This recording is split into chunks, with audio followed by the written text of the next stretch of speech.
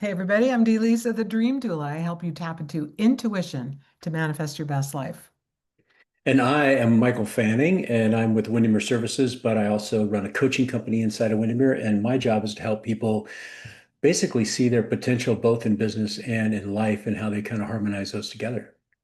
It's so beautiful. Thank you for what you do in the world. I was in real estate for 35 years, and I was thinking the other day, what makes a successful realtor or what makes a successful business person at all?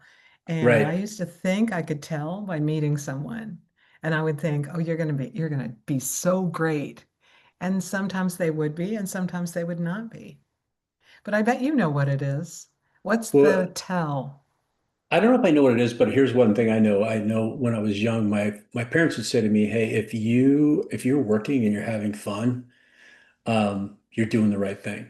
And I think that for me, when I see agents that enjoy what they're doing, where they're getting fulfillment, whether it be, mental fulfillment or just helping people fulfillment, that's when they're doing well because they're willing to do the things they need to do. I think when you're phoning it in and when you're trying to, put what would I say, I put a round peg through a square hole, and it's hard and it's not fun, and you show up that way. No matter what you're doing, it's not gonna give you the outcome that you're looking for. What great parents to teach you that. Well, I don't know if I learned You it. They told me that, but no, just kidding. because what I learned from my parents is that work was hard. You hmm made just enough money, and when you came home, you were tired, Right. which for years was what I did. I was like, Yeah. oh God, I said such a hard day. Oh, I'm so tired. And Yeah, then, it was a grind. it was Yeah. a grind. Yeah. Yeah. Well, and that's not to say sometimes you don't have to do difficult things in life. Right. But if you are joyful and happy, it works out better. I love Yeah. that. If you're having fun, I also think this, what you're telling yourself is super important. Are Huge. you Yeah. are you telling yourself it's going to be hard? Then it will. Are you hmm telling yourself this is gonna? I heard you do a post on this on social the other day, and you're like, what are you telling yourself? Is it going to work out or is it going to fall apart? Right. Uh, that's my short snippet of what you said, but everything's working out. There are people I know that they're like, everything's working out for me. hmm Well, and I also think Or too, I think also, I think even difficult times, even bad things, you can have a perception that it's teaching you a lesson. A great story on this. I mean, it's very, very unfortunate. We lost a pretty amazing owner in Windermere to a heart attack recently. And one of his close friends who, was like, "Oh my gosh, this is just devastating." His son said to him, "Hey, you know what? You're about that same age. When was the last time you had a heart scan?" And he said, I haven't done that, but for you, I'll go do that. And he went and did it. And he found out you got problems. You need to get this taken care of. And the doctor was like, if you hadn't done the scan, I mean, it could have been. And so I think sometimes, even though there's challenging times happening, I think the universe always gives us a sign where if we're willing to see it, where it could be an opportunity for us either to learn or to grow or to impact somebody in a positive way. So I think to your point, right? It's not only just what you say to yourself, but it's also the perspective you give the situation in the moment. sure, because many people tell stories where they had tragic backgrounds. They were in prison or they were abused or they were their background story is like, what? There was Right. one woman I worked with who's a realtor. I won't mention her name, but people might know her. And when I first met her, I thought she's so fake. She's always like giggling and laughing, and she can't really be that happy. And then I found out that when she was a younger woman, she broke her back, Oh, and geez. they told her she'd be paralyzed, Mhm. and she's not. Right. And so she's like, everything else is fantastic. Yeah, I've got a lot to be happy for. All perspective, right? Yeah, Yeah. yeah, so beautiful. Another thing I was thinking about before we did this talk, because I'm thinking, what do people think about when they're doing real estate or sales? How do they psych themselves up, or how do they tap into the flow of what's happening around them? There was a realtor I knew who, when you asked her, how do you get your clients? She says, I don't know. Yeah. I'm just driving around and I'm thinking about somebody, so I call them. And then they say, I was just thinking about you. We want to Yep. sell our house. And so, how often are we listening to that still small voice inside? And how Hmm. often are we not? Well, I think we don't act on it hardly. I think more than not, we don't act on it. And Yeah. to that same thing as we always say to agents, hey, make a commitment that if you think about somebody, write their name down and reach out to them because what is it that the universe doesn't speak in words, it speaks in frequency. And Yes. and I think, and we don't understand that we're living, vibrating cells. That's what we are. And Yes. we emit an energy and a frequency. And and we also are receivers of that frequency and that energy. And I think that our intuition picks up on it, but our conscious brain doesn't necessarily take that as a step and say, hey, you know what? Act, because when that happens and 9 out of 10 times you pick up the phone, you call somebody, they go, that is so crazy that you're calling me right now because we were just talking about you, or we were just thinking about you, or this thing came up that reminded us about you. And I think if your listeners right now are listening to this, I would challenge them, when somebody comes into your mind, act on it. Whether it's send Yes. them a note, make a phone call, shoot them a text. But you'll be amazed at that connection, because that's the universe saying, hey, there's somebody who's wanting to connect with you right now. Yeah. And if you're intuitive, you get it in maybe you hear a voice in your head. Maybe you just have a feeling. Maybe you're just thinking about them. Hmm. My mother used to say, were your ears burning? Yep. Yeah, exactly. Like there was a sensation you could feel. If Hmm. somebody's talking about you, your ears are burning. I never really got the ear burning thing, but thanks, Mom. That Yeah, was pretty right. funny. That was pretty cool. And I teach people how to remember their dreams and to look inside the dream images and crazy things that happen in dream time as your intuition or your subconscious mind talking to you. Or Right. sometimes I think your higher mind talking to you and guiding you and showing you how to go. And I bet you dream about work sometimes, do you? Hmm. Absolutely. Oh yeah. I mean, and what's interesting is I think when you're like stressed and you don't even know you're stressed, Yeah. and then you go into that non-conscious state at night, and I think, that's the thing about sleeping, is that, you don't have your conscious brain fighting your non-conscious brain. So all of a sudden, all kinds of stuff decides to, bubble up to the top. And yeah, Yes. and you'll have dreams about, like just the other night I had a dream about, I had some work situations going on and I was dreaming, these outcomes that weren't necessarily probably the outcomes that I wanted. But again, it was because I chose to have a perspective in my non-conscious brain about that in a negative aspect. And so it said, oh, well, you better prove that to you. Oh, so you saw in your dream it play out in this terrible way that you don't want to have happen. Right. And then what? Well, and then I woke up and was conscious of that. And then I said, what that's telling me is that today I need to change that perspective. So if I were Mm. to wave a magic wand and have it go the way I want it, what would that look like? And put some conscious energy and thought into that direction, which a lot of people don't do. They just move on. Yeah, I was talking to someone yesterday. I do once a week, I volunteer. I call it volunteering. I go to a farmer's market and I have a dream booth. So you can talk to me for 5 minutes about a dream and donate $5 to the farmer's market. And it's so interesting what people tell me.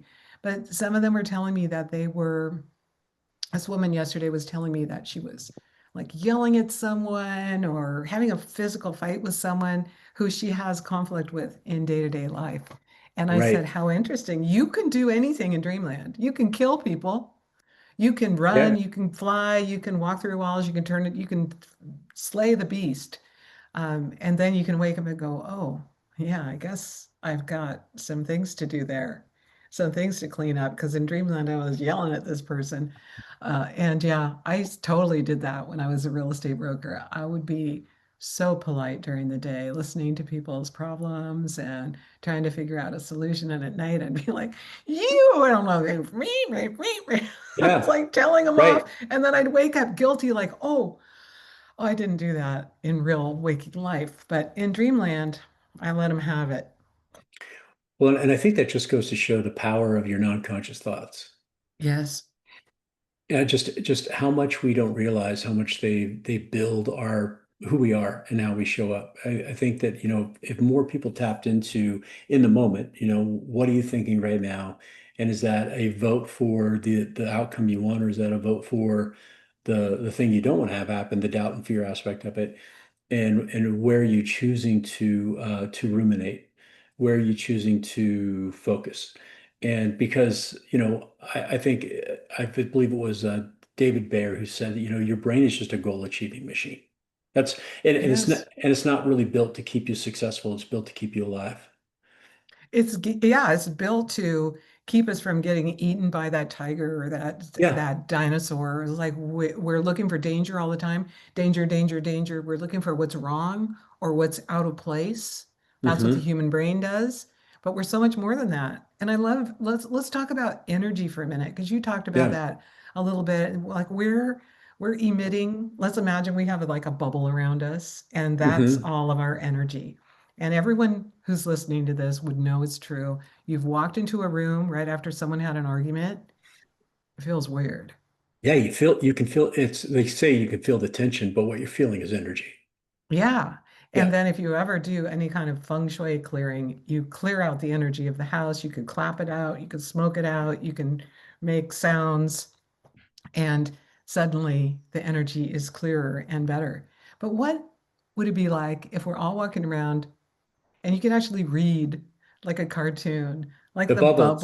the bubble above your head would be saying Yeah. what you're thinking about? Who would want that? I know my wife always says, "Oh, if you could read my bubbles, you think it's weird." Or you think, and maybe we would finally change our thoughts if we thought people could read Yeah. our mind. Yeah, if you knew people could see what you were thinking, you would be. I don't know if we change our thoughts. I think we'd be more conscious of the thoughts we're choosing to have. Yes. Although, do we choose our thoughts? Well, you know what? That's a good question. I don't think we choose our thoughts, but we choose the thing. There's a great book called "Don't Believe Everything You Think" by Mhm. Elliot Wynn, I believe. I want Phenomenal that book. book because I say that all the time to people. Yeah, and Okay. so what he says is thoughts don't have any energy. Thoughts come. Thoughts just appear. Yes. The energy is given to the thought as soon as we put our perspective thinking around it. So, Ooh. so we encapsulate it with our emotion, right? And so then that creates, right? Because then our emotion generates the chemical release in our body. So I'll give you an example. So let's say that somebody calls you, or you have a thought that, about something that's going to be dangerous or scary, right? So your brain says, "Oh my gosh," and then you go back to a time you felt that way. And then your cells remember what happened there, and they go, "Oh, remember we had to release a lot of cortisol and we had to release a lot of adrenaline." And so then that happens. So then that now your brain is creating this thought, and now the energy is getting pushed out, and you have this energy of fear. So it's a low vibration frequency versus that comes in and go, "Well, that was when I was little. I'm not afraid of that stuff now. I mean, that was kind of crazy. In fact, that was kind of funny that I was afraid of that." And so it's the same thought, but you're giving it a different perspective, and that Mm. perspective creates that pharmacy in your body, and that pharmacy creates your brain to think about it a certain way, and then that pushes an energy out or back. And when you get conscious of that in the moment, which is not easy to do, it's amazing on how you can control. I always say to people, "Hey, nobody makes you anything. I mean, make you mad, nobody makes you sad or happy. You get to choose in that moment in time how you want to encapsulate that thought." Yes, I think most people are very unconscious going through their life. And I like to say to people, life is but a dream. You know, Hmm. that row, row, row your boat song is very spiritual. It is. You, life is but a dream. This waking life is a dream, and we get to shift it and change it if we remember that we're lucid, we're awake in this dream. And so the 80,000 thoughts we have every day, most of them from yesterday, repeats, most of them negative. Hmm. We don't have to believe the thoughts. We're just like if you're a meditator, you know that you can just watch your thoughts go by like clouds in the sky. And so Yes. there you have another thought. Oh, you have a thought that you're tapped into emotionally, you feel it. You're having a Yeah. thought that is and you're believing that thought, you're like, "Oh, my stomach hurts," or "I'm getting a headache." You feel it in Yeah. your body, and then you can, I think that's how people can tap into the thoughts that they're having and create a thought they like that's conducive to living the life they love is they realize they feel bad physically, and then they can go, what was I just thinking? Right. Oh, I was just thinking, I'm a loser. I'm never going to do that. That person's not going to do what I want, blah, blah, blah. Or everything's working out for me. Yeah. Yep. Oh, Exactly. yeah, yeah. So, do you remember your dreams mostly? I remember like when I was little, I used to dream a lot about flying. I could fly. Like I could literally, like I could see myself like soaring over. I could like fly. I used to have that dream all the time when I was younger. And you don't fly in dreamland anymore? I don't think I've had that dream in a while. Yeah. Okay, au contraire. Everyone dreams 2 hours every night. Two Right. But hours. I know, but what, so tell me this, why do we not remember them? Um, Most people, after they've talked to me once and I say we dream 2 hours every night, they next time I see them, they're like, "You won't believe it. I had a dream." Okay. I'll So have to remember that. the intention at night that I'm going to remember my dreams will help you remember your dreams. And then the first 10 minutes of being awake, that's when you can access the dreams. And after that, unless it's a nightmare or a recurring dream or something really scary or bright, it will dissipate and you won't remember it later. So I tell Right. people keep a dream journal by your bed, write them down the first 10 minutes, and write down what's happening in your day to day life and the dream, because then later you can connect what the message might be. And yesterday at the dream booth, I had somebody come say, "Why do I fly in dreamland?" I said, "Oh, I hear there's three ways of flying. One is you just go up like Superman and you like Right. just fly. She flaps like she has wings. She flaps her Uh, arms and flies that way. But okay. she didn't start flying when she was a kid. She just started flying the last 2 years and she's quite an adult now. So I said, where do you go somewhere recognizable? Because some people actually fly around and my understanding is they're actually astral traveling, so their body's asleep, but their spirit is out cruising around. Okay, that's cool. Yeah. And some people can just fly over their town and city and look down and see it. They can fly into space and come Mhm. back. So it's just like I don't know what else you would do out there in dreamland while you're flying, but have fun. Yeah. Yeah. I think I would just fly around and I would fly all over the place and just be able to look down and see everything that was going on, whether it was in the house or outside or, yeah. And it's so fascinating that people can remember their dreams from childhood Hmm. so many years later. I remember flying in a dream when I was a kid. I was flying in my grandparents' living room and I was looking down and I wondered why they couldn't see me. They were sitting Right. around drinking coffee. I'm like, "Hey, everybody." Yeah. Um, but yeah, one of the lucid dreams I had was when I was probably 4 or 5 years Yeah. old because I wasn't in school yet. And I still remember it vividly. So Well, it's and there's a, real interesting.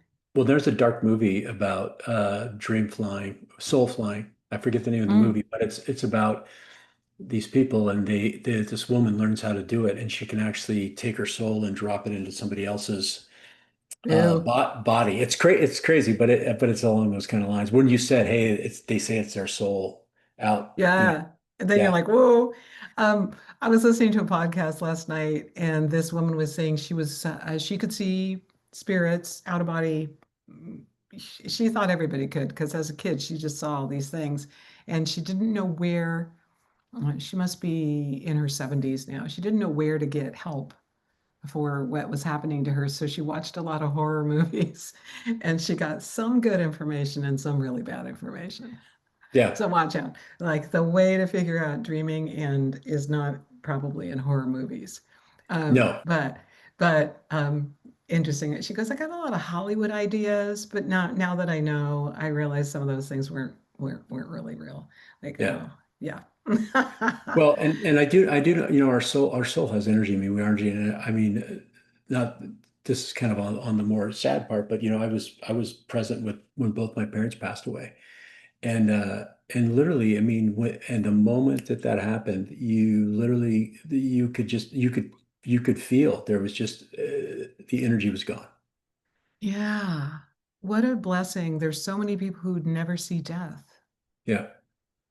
Um, and I was talking to someone the other day who can see there's a thing that happens when people die. You've heard about it in near-death experiences, like they go somewhere and some people greet them and take them to wherever they're going, to the next Right. dimension.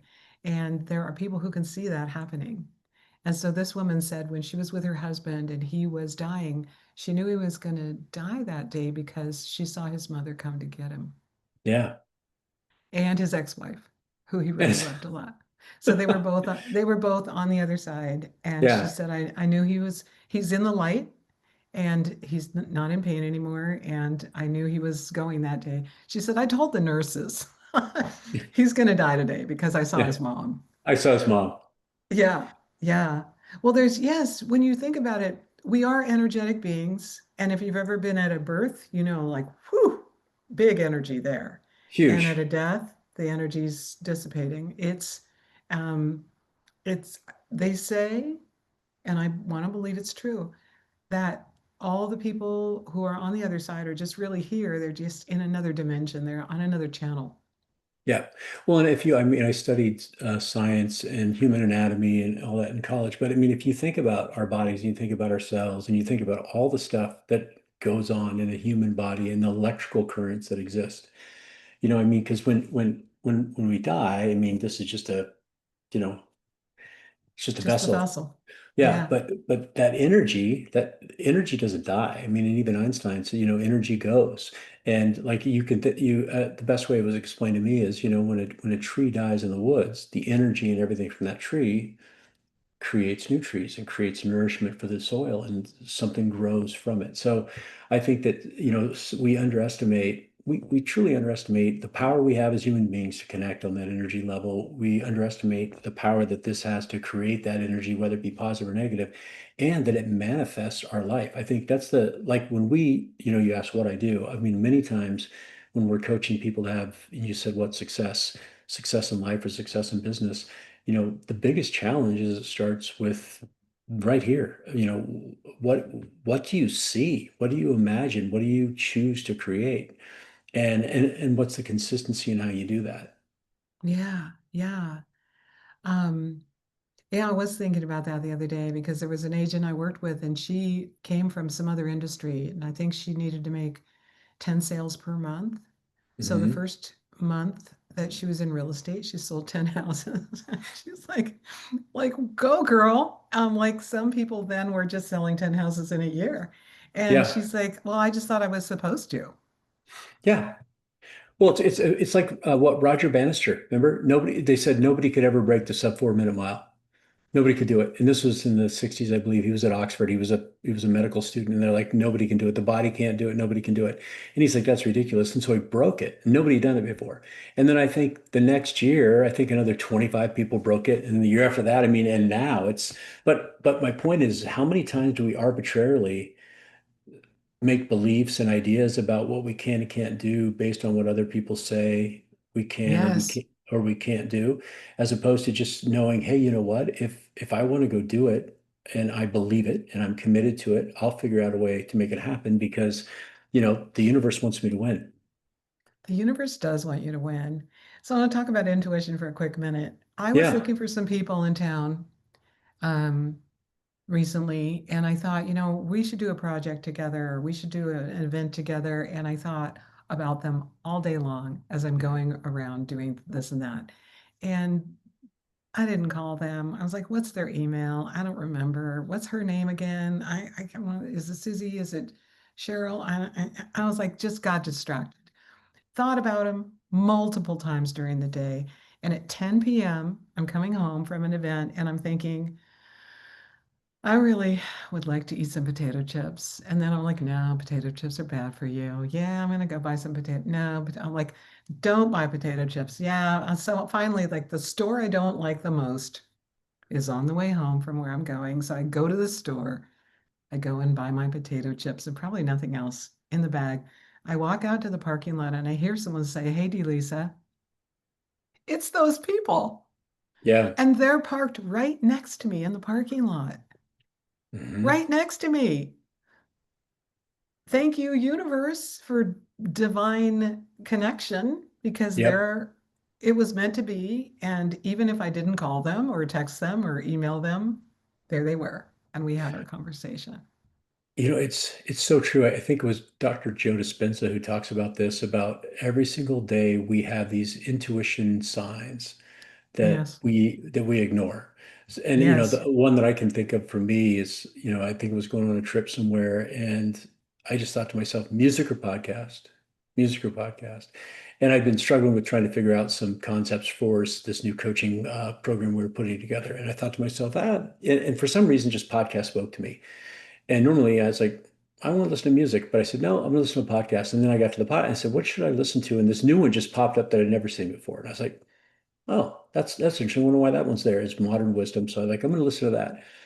And not only was it one, but it was two more episodes with this gentleman from Modern Wisdom that I was like, this is exactly what I needed. This was the missing piece. This was the information that I was trying to figure out where to find it, and it was right there. And so then I saved it and came back. But I think so many times we don't, going back to what you said, is we don't listen to those small little signs, you know, about Yes. about you know, because the universe is always trying to give us a signal. And the universe loves to surprise us. It does. Yeah. So sometimes that signal is in a song you're listening to, or in a dream you're dreaming, or in a random store with Mhm. someone with some other human will say a random thing to you and it'll be exactly what you need. Or you're shopping in a bookstore and the book basically falls off the shelf and that's your book. Yep. It's fun when you can tap into that and know that everything's always working out for me. I wonder what really cool thing's going to happen next. Yeah. And I But tell people they can dream about it too. You can say, what should I do next? And get a mhm. dream. Yeah. Well, you said it, and I think that if your listeners are listening and really tuning into this, I think the other challenge is this. And you said this earlier. So, our primitive brain, the amygdala, we're wired for the negativity. The challenge is if you tell yourself, well, what you're saying is great, but that's not how it works for me. You don't understand. I don't get lucky like that. And I don't have those signs. And you know what? And you may have them, but I don't have them. In fact, I've never even won anything. In fact, it's very rare that, and I just have tough days. And you don't understand. I'm not doing really well financially. But if you think about all that, that's all of that stuff you're telling yourself, that narrative, are those neurons just wiring together, going, yep, that's right. So let's just give you that filter. We're just going to keep giving you that filter until you decide that that's not the filter you want in your life. And it's going to keep repeating itself until you become conscious to say, you know what? My narrative needs to change. Yeah, some people aren't ready for it. I remember taking one of my siblings to a workshop one day. I thought this is going to be so great for her. You know how you can see how other people should change? My sister Right. really needs this. And so I took her to this workshop, and the woman started talking, and I'm just like in my element. I love everything she's saying. It's all about positive thoughts and making money and being prosperous. And my sister leans over and she says in my ear, you don't really believe this shit, do you? Hmm. And I thought, yeah, yes, Yeah, I do. uh-huh. That's why I brought you here. Um, but yes, I like how you say it's like the filters you're looking through. So it's like you're putting on I'm successful glasses or I'm a loser glasses. Yep. I'm gonna Hmm. be, this is all gonna work out, or oh, bad things always happen to me. Right. Whatever Yeah. you're looking through is not really the world we're in. Mm-mm. It's what you think it is. Yeah, it's how you choose. I think that's the big piece there is how you choose to view it, right? Going back to what we said earlier, like you have this thing happen, the stimulus happens, and you give it perspective based on your filter, your perceptual map of your world. And then your brain says, well, that's what you believe. So let's make sure that we filter only the stuff that you believe. So when your sister said, I don't believe this stuff, she's never going to see uh, how that may benefit her, what the positive piece of that was, because her perspective's not going to allow that to happen. Yeah, yeah, exactly. It's so fun to, well, we're in this human world with all these other 7, 8 billion humans, but Hmm. really we're all just doing the same thing, trying to live, trying to be happy. Um, and some of us are stuck in this life being a nightmare, and some of us are in this life being the best dream they ever had, and everything in between. Yep. And I think the key to that too is it's not stuff and it's not status, it's not things. Because I know some of the people that are the most happiest people who, if you looked at their life, you go, wow, what do they have to be happy about? But Hmm. I think, what is it? Tony Robbins says happiness is not a destination, it's a means of travel. That's absolutely true. So not only the mindset that we're in and the thoughts that we're having, we have to take a step to go where we want to go. Each Mhm. and every little tiny step will take you somewhere. Yep. And sometimes when people look back on their life, they think, oh, I think I wanted to do this thing, but really I did this other thing. And who I became on the journey was the true gift. Yep. Yes. So do you see people in your world who are um, outwardly successful, but inwardly tragically unhappy? Oh, absolutely. And many times it's because their success is not based on what they love and what they want to do. Success is based on them making sure that they're showing people that they're successful. Ooh, like the right clothes in the right car. Well, yeah, hey, Hmm. I mean, it's their identity, right? The Mm. it's how they give themselves self-worth, and it's a grind. If you wake up every day saying, I got to show up this way, and I got to prove my and do this, and I've got to be at the top of the list, and I've got to compete, and you're looking around judging and comparing, that's a difficult life to live in. It's really interesting. I see that. I was in that life for a while. It's like the real estate brokers and the cars and the clothes, and they're not really dressing for their clients. Mm-mm. They're dressing to impress the other real estate brokers. And here I live in this little tiny town now called Ojai, California, 7,000 population, 400,000 tourists every year. And there are a lot of uber wealthy people who move Yes, here and have weekend homes here. And do you know what they dress like? They casual. dress like hippies. Yeah, Their clothes have holes in them. Their pickup truck has like janky things falling off of it. And right. they're trying to just be in the flow with whatever's happening here, um, and not really show their wealth. Although there are a few cyber trucks in town, but mostly it's just like, why? Yeah. Why? Yeah, well, I think that's just, are you truly happy with what you have and where you are? And if you're wealthy, that's great, but it doesn't make you who you are. Yeah. Versus, I have to have this car, I have to have this purse, I have to have these shoes, I have to have this type of house, I have to live in this type of neighborhood because, I have to maintain this identity. And that can get exhausting. Yeah. Now back to the broker who just died. Is that someone I know? I don't know. They're not, they're in the eastern part of Washington. Oh, okay. And I think what's interesting is whenever someone dies that you suddenly are looking at their life like, did they have a good life? Oh, Did they die? absolutely. Did they die too soon? Did they work too hard? Oh, I didn't know they were sick, or all of those things. And the older you get, the more people you know who have passed over, and the Right. more everything just comes into really good focus for what you Hmm. would like to do. Like, would I like to just work, work, work, work, work, and then die of a heart attack? No. Right. Would I like to work at what I love and touch a lot of people's lives and make their life better? Yes, Absolutely. yes. So my beloved art teacher Gary Fagan passed away recently, and they're having a thing for him, a memorial service at town hall. So that's how many people want to go No. talk Right. about him and hear about his legacy of starting an art school and teaching countless students over the years. Many of them are professional artists now and still remember things that Gary taught them. Hmm. And I think, what a beautiful life he had. And was it always easy? No. No. Did he have tragedy? Sure. Did he still love what he did? Absolutely. There was no doubt in anyone's mind that he loved making paintings, he loved talking about art, and he loved teaching about art.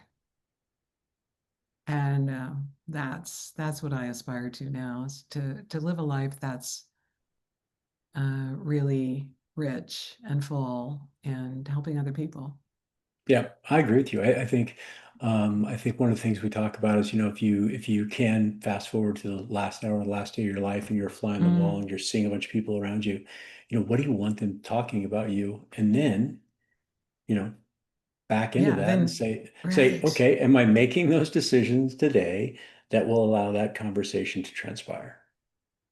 Right. And here's a good question. We can ask this question to the listeners and then do it as a mic drop. But there you are on your deathbed, surrounded by the people that love you. Hmm. Are you happy with your life? Yeah, If you died today, yeah. and if you're not, go make something happen. No, well, then you got a list to work on. Right on. An easy list, because you wouldn't have to go to a seminar to figure it out. You'd be like, oh No. no, no, I'm not ready to die today. Oh, your gut will Most tell people you say immediately. no. Yeah, Yeah. yeah. Yeah. So what is the one thing you're going to do based on that question today, Michael?